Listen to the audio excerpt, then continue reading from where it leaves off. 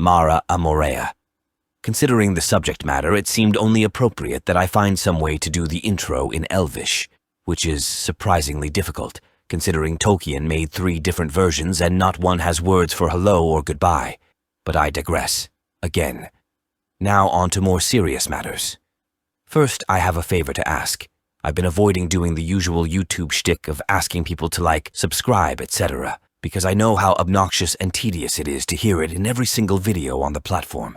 But if you do like what you hear, I would greatly appreciate it if you took the 2 seconds to click the little thumbs up button. It helps with the algorithm and all that. Now then, my groveling is done. Onto what you actually came here for.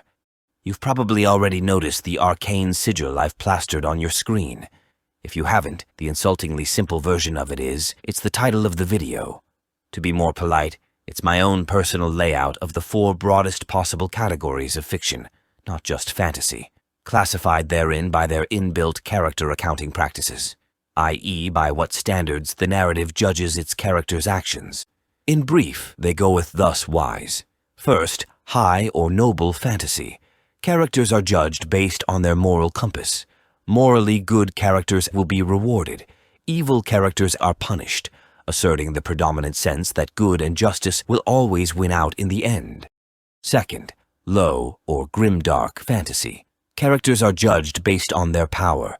More powerful characters who take actions which increase their power will be rewarded, while weak or feeble characters will be ground up and used in all the ways possible, asserting the notion that in fact not light but oblivion always wins out, that hope and joy are but the fleeting delusions of a tormented soul. Third, deadpan or gray fantasy. Characters are judged on their pragmatism, making the right choice for the moment, which doesn't always mean the most conscionable one, asserting the idea that neither people nor the universe are intrinsically good nor evil, benevolent nor malevolent, that we're all just simple animals trying to make our way in an uncaring cosmos. And fourth, exotic or elusive fantasy.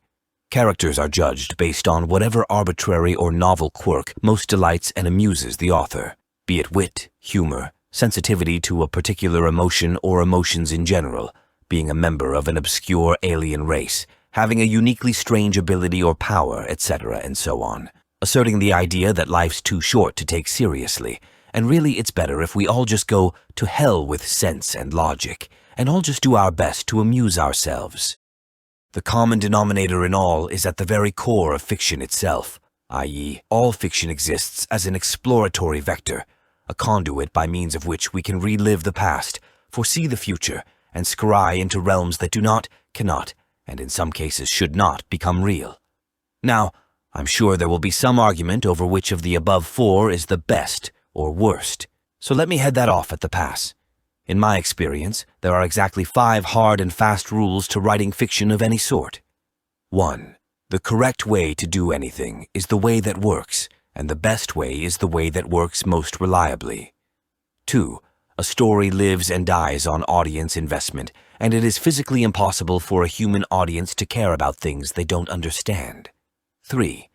At the end of the day, people won't remember what you said so much as how you made them feel. 4. The strength, depth, and complexity of any story are ultimately capped by the strength, depth, and complexity of the writer. 5. A writer has some control over an audience's perspective of their creation, but none whatsoever over their reaction to it. Someone mentioned in the comments of a previous video how we are inexorably drawn to the unfamiliar, how the palpable allure of the weird, the strange, the alien, and the unorthodox tend to not merely guide, but ultimately mold our fantasies around themselves. This is true in my own humble estimation. Basically, at the end of the day, it's your mind.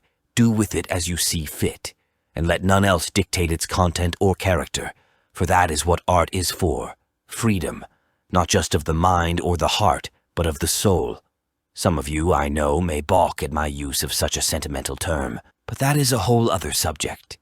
For now, let it just stand that I believe this is the superpower that truly differentiates us from all other known forms of intelligence, natural and artificial. Humans can not only think, but we can partake of the waters from our own internal wells. We can not only merely harvest life's cornucopia of fruits, but we can also sip and savor their nectars for our own delight. We can indulge in all the wonders of the world around us, as opposed to living in miserable terror of what every dawn or dusk might bring down on us. But again, this is all just my opinion. Let me know yours below, and I'll see you all next time. Man or